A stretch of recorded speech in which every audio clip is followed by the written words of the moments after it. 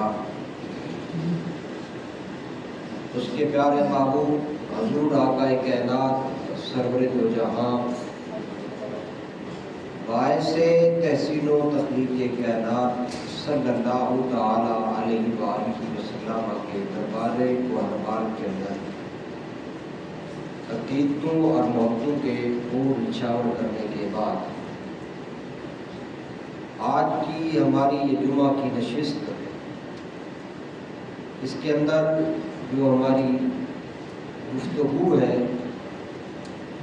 سابقہ 2 جمعہ سے اس کا ایک تسلسل چل رہا ہے کہ حضور تاجدار کائنات امام الانبیاء علیہ تحیت والثناء کی احادیث طیبہ میں سے وہ احادیث کریمہ وہ احادیث نبوی جن کے اندر پروردگار عظیم نے 3 چیزوں کے ساتھ 3 چیزوں کو ارشاد فرمایا ہے. آج کی ایک حدیث طیبہ جو ابتدان میں عرض کر رہا ہوں حضرت سیدنا ابو امامہ الباہلی روایت کرتے ہیں آقا کائنات امام الانبیاء علیہ تحیت والسلام نے ارشاد فرمایا کہ ثلاث لا یستخف بہم الا منافق.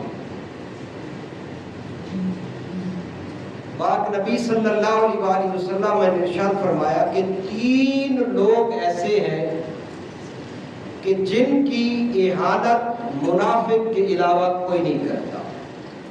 ان کے حق کو منافق ہی ہلکا سمجھتا ہے یا ان کی تقریب منافق نہیں کرتا، باقی سارے لوگ ان 3 اشخاص کی تقریب کرتے ہیں، اس کی عزت بجا لاتے ہیں، اس کے حق کو پہچانتے ہیں. میرے پاک نبی نے ارشاد فرمایا کہ ان میں سے پہلا شخص ذو شیبۃ فی الاسلام، کہ وہ شخص جو اسلام میں ہی بوڑھا ہو جائے، ساری زندگی اس کی اسلام میں گزری اور آخری عمر تک وہ اسلام پہ رہا. میرے پاک نبی ارشاد فرماتے ہیں کہ اگر کوئی شخص منافق ہوگا تو اس کی تکریم نہیں کرے گا بوڑھے شخص کی، باقی سارے لوگ اس کی تکریم کو بجا لائیں. ایک حدیث طیبہ کا یہ بھی مفہوم ملتا ہے. سرکار فرماتے ہیں اللہ پاک نے ارشاد فرمایا کہ مجھے مسلمان بوڑھے شخص کی سفید ریش سے حیا آتی ہے. سرکار دو عالم صلی اللہ تعالی علیہ وسلم ایک حدیث طیبہ میں یہ بھی ارشاد فرماتے ہیں جس کا مفہوم ہے کہ 80 سال کا بوڑھا جب میری بارگاہ میں آتا ہے تو میں اس کی بخشش فرما دیتا ہوں، بلا حساب اس کی بخشش فرما دیتا ہوں. اور اگر 90 سال کا بوڑھا میری بارگاہ میں آئے یعنی فوت ہو جانے کے بعد، یعنی جب وہ فوت ہوا تو اس کی عمر 90 سال تھی، امام الانبیاء فرماتے ہیں کہ اللہ پاک اس کو لوگوں کے لیے شفاعت کرنے والا بنا دیتا ہے. فرماتا ہے کہ اے میرے بندے میں نے تمہیں شفیع یعنی شفاعت کرنے والا بنا دیا ہے، چاہے جتنے لوگوں کی شفاعت کر کے ان کو میرے سے بخشوا اللہ. تو پتہ یہ چلا کہ میرے پاک نبی نے ارشاد فرمایا ذو شیبۃ فی الاسلام، جس نے اسلام میں بڑھاپے کو پا لیا، یعنی ساری زندگی وہ مومن رہا، مسلمان رہا، اسلام کی حالت پہ رہا اور ایون کے زندگی گزرتی گئی اور بڑھاپا آ گیا. اللہ پاک کے محبوب فرماتے ہیں کہ ایسے شخص کی ہر آدمی تکریم کرتا ہے، صرف منافق اس آدمی کی تکریم نہیں کرتا. تو یہاں یہ بات بھی واضح ہو گئی کہ ہمیں اپنے مسلمان بزرگوں کا احترام کرنا چاہیے. ایک حدیث طیبہ میں یہ بھی آتا ہے، سرکار فرماتے ہیں کہ من لم یرحم صغیرنا ولم یعکر کبیرنا فلیس منا، جو ہمارے چھوٹوں پہ شفقت نہیں کرتا اور بڑوں کا احترام نہیں کرتا وہ ہم میں سے نہیں ہے۔ اتنی بڑی پیار نبی ارشاد فرما رہے ہیں کہ جو شخص چھوٹے پہ رحم نہیں کرتا اور بڑوں کی تکریم نہیں کرتا وہ ہم میں سے نہیں ہے۔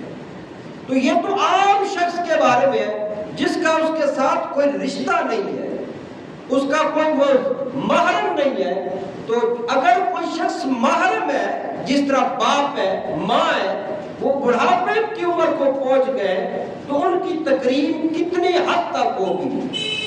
سرکار دو عالم صلی اللہ تعالیٰ علیہ وآلہ وسلم حقیقت حدیث طیبہ کا یہ بھی مفہوم ہے کہ فرمایا سرکار نے منبر کی سیڑھی پہ اپنا قدم رکھا اور آمین کہا، دوسری پہ رکھا آمین کہا، تیسری سیڑھی پہ رکھا آمین کہا، اور صحابہ نے عرض کی یا رسول اللہ آج خلاف قیاس آپ نے یہ عمل فرمایا ہے۔ حضور نے فرمایا ابھی جبریل امین آئے تھے، اس نے 3 دعائیں کی اور میں نے اس پہ آمین کہا۔ اس میں سے ایک دعا یہ تھی کہ جس شخص نے اپنے والدین کو بڑھاپے کی حالت میں پایا اور اس کی خدمت کر کے اس نے جنت حاصل نہ کر لی، وہ شخص اس کی ناک خاک آلود ہو جائے۔ تو گویا یہ عام شخص کے بارے میں اتنا سرکار نے ارشاد فرمایا، اور عام شخص کے بارے میں اسلام نے اس کو اتنا پروٹوکول دینے کا حکم ارشاد فرمایا ہے۔ تو اگر انسان کے والدین ہوں، صاحب ذرا وہ انسان سے بڑے بھی ہیں، وہ بڑھاپے کی حالت میں بھی ہیں، تو ان کی تکریم کتنی حد تک کرنی ہو؟ قرآن نے فرمایا وَلَا تَقُلْ لَهُمَا أُفٍّ وَلَا تَنْهَرْهُمَا، کہ آپ کو اتنی بھی اجازت نہیں ہے کہ اونچا بولنا تو دور کی بات ہے، آپ وہ کوئی بات کرے اور آپ کے مزاج کے وہ خلاف ہے اور آپ کو ان کی بات پسند نہیں آئی اور آپ ان کے سامنے اف تک نہیں کر سکتے۔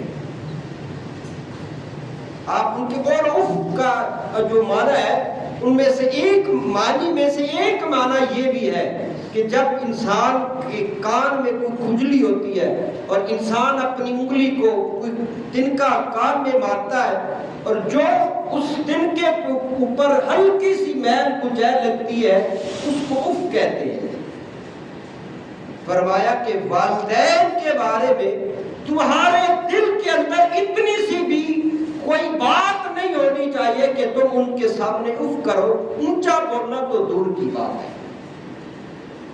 اس حوالے سے تو ارشاد فرمایا پہلا شخص کون ہے جس کی تقریب نہیں کرتا تو منافق نہیں کرتا، باقی سارے لوگ اس کی تقریب عزت بجا لیتے ہیں۔ فرمایا ذو شیبۃ فی الاسلام، جس نے اسلام کی حالت میں، جس نے اسلام میں بڑھاپے کو پا لیا، ساری زندگی مسلمان رہا اور مومن ہونے کی صورت میں ہی وہ بڑھاپے کو پہنچ گیا۔ فرمایا سارے لوگ اس کی تقریر کرتے ہیں، منافق اس کی تقریر نہیں کرتا۔ اور دوسرا فرمایا وذو علم، صاحب علم آدمی، عالم آدمی کی تقریر بھی سارے لوگ کرتے ہیں۔ کون نہیں کرتا؟ اگر نہیں کرتا تو صرف منافق نہیں کرتا۔ اللہ اکبر۔ عالم دین، فرمایا حدیث طیبہ میں اس کو کتنا اللہ جل شانہ نے مقام دیا ہے، عزت دیا ہے، مرتبہ دیا ہے۔ حدیث طیبہ میں آتا ہے سرکار فرماتے ہیں کہ جو شخص دین کا علم رکھنے والا ہے پوری کائنات کی مخلوق کو اس کے لیے دعا کرتی ہے، یہاں تک کہ سرکار فرماتے ہیں کہ سمندر کے اندر مچھلیاں بھی اس کے لیے دعائیں مغفرت کرتی ہیں۔ اس عالم کی عزت اور تکریم سرکار نے فرمایا منافق نہیں کرتا، باقی سارے لوگ کرتے ہیں۔ تو اس حوالے سے تیسرا شخص فرمایا امام مقصد، جو صاحب عدل حکمران ہے۔ یہ امامت جو مسجد کی امامت ہے اس کو امامت صغریٰ کہتے ہیں۔ مسجد کے اندر امام صاحب، قاری صاحب، عالم دین، خطیب صاحب نماز پڑھاتے ہیں، اس کو امامت صغریٰ کہتے ہیں۔ اسلام نے امامت کبریٰ کس کو دیا ہے؟ فرمایا کہ جو حاکم ہے اور شریعت مطالعہ کو جاننے والا، اس پہ عمل کرنے والا، اور اس کا کیا ہے لوگوں سے عمل کروانے والا ہے، لوگوں کے اندر اس کو اپلائی کرنے والا ہے۔ فرمایا کہ وہ شخص امام ہے جو منصب خلافت پہ فائز ہے، اور ایسا امام جو عدل والا ہے، اپنی رعایا کے ساتھ، اپنی قوم کے ساتھ، اپنے لوگوں کے ساتھ وہ عدل سے پیش آتا ہے۔ میرے پاک نبی ارشاد فرماتے ہیں اس کی تکریم سارے لوگ کرتے ہیں سوائے منافق کے، یعنی منافق اس کی تکریم نہیں کرتا۔ تو اس حدیث طیبہ جس کو امام حضرت سیدنا ابو امامہ باہلی رحمۃ اللہ تعالی علیہ ورضی اللہ تعالی عنہ سے روایت کرتے ہیں کہ 3 شخص ایسے ہیں کہ جن کی منافق تکریم نہیں کرتا، باقی سارے لوگ کرتے ہیں۔ ان میں سے ایک بوڑھا مسلمان، دوسرا عالم دین، اور تیسرا وہ شخص جو عادل حکمران ہو، امام عادل ہے۔ اور 3 آدمیوں کے لیے اگلی حدیث طیبہ حضور امام الانبیاء تاجدار کائنات صلی اللہ تعالی علیہ وسلم سے یہ حدیث طیبہ بھی سیدنا ابو امامہ رضی اللہ تعالی عنہ بیان کرتے ہیں۔ فرمایا کہ 3 آدمیوں کے لیے نبی کریم صلی اللہ تعالی علیہ وسلم نے جنت میں محل کا وعدہ فرمایا ہے۔ یعنی اللہ پاک کے محبوب ارشاد فرماتے ہیں کہ 3 لوگوں کے لیے جنت کے اندر محل ہے اور میں اس کا ضامن ہوں۔ انا زعیم ببیت فی ربد الجنہ، میں اس شخص کے لیے جنت میں جنت کے مضافات میں محل کا ضامن ہوں۔ کون شخص؟ امام الانبیاء علیہ تحیۃ والسلام ارشاد فرمایا لمن ترک المرا وان کان محق، سرکار فرماتے ہیں محقن بلکہ کما قال، سرکار فرماتے ہیں کہ اگر کوئی شخص کسی کے ساتھ اس کا تنازع چل رہا ہے اور وہ تنازع کو ختم کرنے کے لیے اگرچہ وہ حق پہ ہے، وہ اپنے حق سے دستبردار ہو جاتا ہے۔ تنازع کو ختم کرنے کے لیے، لوگوں کے اندر نفرتوں کو ختم کرنے کے لیے، جھگڑے کو ختم کرنے کے لیے وہ اپنے حق سے دستبردار ہو جاتا ہے۔ سرکار صلی اللہ تعالی علیہ وسلم ارشاد فرماتے ہیں کہ میں اس شخص کے لیے جنت کے مضافات میں جنتی محل کا ضامن ہوں۔ اور یہ ضامن کون ہے؟ امام الانبیاء علیہ تحیۃ والسلام ہے، جس کے بارے میں قرآن یہ ارشاد فرماتا ہے کہ وما ينطق عن الهوى ان هو الا وحی یوحی، کہ آقا علیہ السلام اپنی مرضی سے نہیں بولتے بلکہ وہی بولتے ہیں جو اللہ کی طرف سے انہیں وحی کیا جاتا ہے۔ 1450 سال پہلے میرے آقا علیہ السلام نے اس شخص کے لیے جنتی محل کا ضمانت کا ذمہ اٹھایا ہے، ضمانت اٹھائی ہے، ذمہ اٹھایا ہے کہ میں اس شخص کے لیے جنت کے مضافات میں محل کا ضامن ہوں۔ جو شخص حق کے باوجود جھگڑے کو ختم کرنے کے لیے اپنے آپ کو، اپنے حق کو کیا ہے معاف کرنے چھوڑ دے گا، میں اس کے لیے میں جنتی محل میں ضامن ہوں۔ اور دوسرا شخص سرکار دو عالم امام الانبیاء علیہ تحیۃ والسلام ارشاد فرماتے ہیں وَبِبَيْتٍ فِي وَسَطِ الْجَنَّةِ لِمَنْ تَرَكَ الْكِذْبَ وَإِنْ كَانَ مَازِحًا أَوْ كَمَا قَالَ النَّبِيُّ صلی اللہ تعالی علیہ وسلم۔ میرے پاک نبی ارشاد فرماتے ہیں کہ میں اس شخص کے لیے جنت کے درمیان میں محل کا ضامن ہوں۔ درمیان جنت میں ایک محل کی ضمانت دیتا ہوں جو جھوٹ کے اندر بھی کیا ہے، مذاق کے اندر بھی جھوٹ کو ترک کر دے، مزاحیہ طور پر بھی کسی کے سامنے وہ جھوٹ نہیں بولتا۔ مذاقن، جس طرح ہم استہزان مذاقن کو جھوٹ بول دیتے ہیں لوگوں کے سامنے، یا لوگوں کو ہنسانے کے لیے، انہیں کیا ہے خوش کرنے کے لیے کوئی جھوٹ بول دیتے ہیں۔ سرکار دو عالم صلی اللہ تعالی علیہ وسلم نے ارشاد فرمایا کہ جو مذاق کے اندر بھی جھوٹ کو ترک کر دے، میں اس کے لیے جنت کے درمیان میں محل کا ضامن ہوں۔ سبحان اللہ، کتنا بڑا اجر ہے۔ اور حدیث طیبہ میں تو ایسے شخص کو ارشاد فرمایا کہ جو شخص جھوٹ کو اگر وہ بولتا ہے تو جھوٹ بولتا ہے، وہ شخص منافق ہے۔ اسی حدیث طیبہ میں آگے آئے گا تو سرکار دو عالم صلی اللہ تعالی علیہ وسلم کی اس حدیث طیبہ میں جو تیسرا شخص ہے فرمایا بِبَيْتٍ فِي أَعْلَى الْجَنَّةِ لِمَنْ حَسَّنَ حسن خلقہ او کما قال النبی صلی اللہ تعالی علیہ وآلہ وسلم. حضور ارشاد فرماتے ہیں کہ میں جنت کے اعلیٰ مقام میں جنتی محل کا اس شخص کے لیے ضامن ہوں جس کا اخلاق اچھا ہے.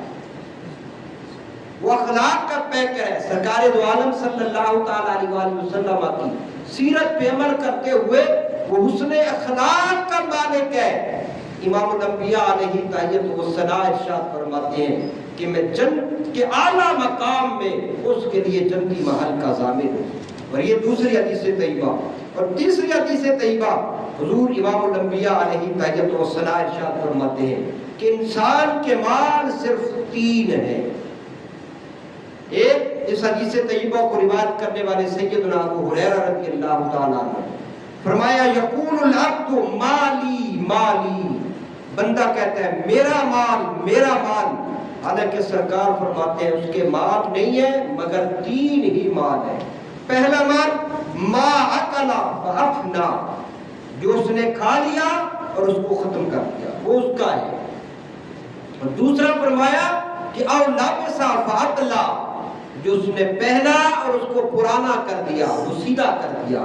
اور تیسرا مال سرکار ارشاد فرماتے ہیں کہ او آتا فتلا، سرکار فرماتے ہیں کہ اس نے کسی غریب کو دیا، کسی شخص کو کسی ادارے کے اندر مسجد کے اندر لوگوں کی خدمت کے لیے اس نے صدقہ و خیرات کیا، وہ اس کا مال ہے. ایک حدیث طیبہ میں آتا ہے سرکار دو عالم صلی اللہ تعالی علیہ وآلہ وسلم نے سیدہ عائشہ صدیقہ رضی اللہ تعالی عنہ سے اس وقت پوچھا جب آپ نے ایک بکری کیا ہے اس کو ذبح کیا اور آپ گھر تشریف لائے. حدیث کا مفہوم ہے آپ نے پوچھا کہ گھر کے اندر کوئی چیز باقی ہے اس گوشت میں سے؟ آپ عرض کرتے ہیں یا رسول اللہ صلی اللہ علیہ وسلم سارا مال اور سارا گوشت ہم نے اللہ کی راہ میں خرچ کر دیا ہے، صرف ایک ران باقی ہے. سرکار نے فرمایا باقی یہ نہیں ہے جو آپ کے گھر میں ہے، باقی وہ ہے جو آپ نے لوگوں کے اندر خیرات کر دیا ہے. تو اس لیے حضور فرماتے ہیں کہ انسان کے 3 مال ہیں اور وہ تو مالی کی رٹ لگا رہا ہے اور یہ کہہ رہا ہے کہ میرا مال، حالانکہ یہ مال اس کا نہیں ہے، یہ اس کے وارثوں کا ہے. جو ہی اس کی آنکھیں بند ہو جائیں گی تو لوگ اس کو آپس میں اس کے ورثاء تقسیم کر دیں گے. اور پھر اس حدیث طیبہ کے تحت علماء لکھتے ہیں کہ انسان اپنی زندگی کے اندر جو مال کماتا ہے اسے غور کرنا چاہیے، اسے اس چیز پہ دھیان کرنا چاہیے جو وہ کسب کر رہا ہے، جو اس کے سورس آف انکم ہے کیا وہ حلال کے؟ اگر حلال کے ہے تو سبحان اللہ، اگر وہ شریعت مطالعہ کے بتائے ہوئے طریقے کے مطابق نہیں ہے تو پھر اس کو اس جھنجٹ میں پڑنے کی ضرورت نہیں ہے. اگر اس نے حرام کمایا تو اس کا تو وہی ہے جو اس نے کھا لیا، پی لیا، پہن لیا، صدقہ کر دیا، اور باقی تو مال اس کے ورثاء کا ہے. عیاشیاں وہ کریں گے اور قیامت کے دن حساب و کتاب اس کو بھگتنا پڑے گا. اگر وہ حرام کا ہوا تو اس کے ورثاء کا ہاتھ بھی اس کے گلے میں ہوگا اور اللہ کی پکڑ بھی اس کے اوپر ہوگی. اس لیے حضور ارشاد فرماتے ہیں کہ رزق کماؤ تو حلال کماؤ. اور رزق حلال یہ اگرچہ عبادت ہے لیکن اس میں کمانے میں انسان کو غور کرنا چاہیے. ہمارے سورس آف انکم ہے، ہمارے بچے کما رہے ہیں، ہم خود کما رہے ہیں، اس پہ ہمیں غور کرنا ہے. یہ آج کی یہ 3 حدیث طیبہ وہ احادیث کریمہ جس کے اندر امام الانبیاء علیہ تحیت و ثنا نے 3 چیزوں کے ساتھ 3 چیزوں کو بیان کیا ہے. میں نے ایک تو سرکار کی یہ ایک عظمت بھی ہے، حضور صلی اللہ تعالی علیہ وسلم کا اختصاص بھی ہے. سرکار فرماتے ہیں فضلت علی الانبیاء بصدق کہ مجھے سابقہ انبیاء پہ 6 وجوہات پہ فضیلت بچی گئی ہے. ان میں سے ایک یہ ہے کہ سرکار فرماتے ہیں مجھے جوامع الکلم عطا کی. تو یہ تو حدیث طیبہ 3 حدیث طیبہ آج کی اس جمعہ کی نشست کے اوپر میں نے آپ احباب کے سامنے پیش کی. اللہ جل شانہ ہم سب کو عمل کی توفیق عطا فرمائے. آمین بجاہ نبی.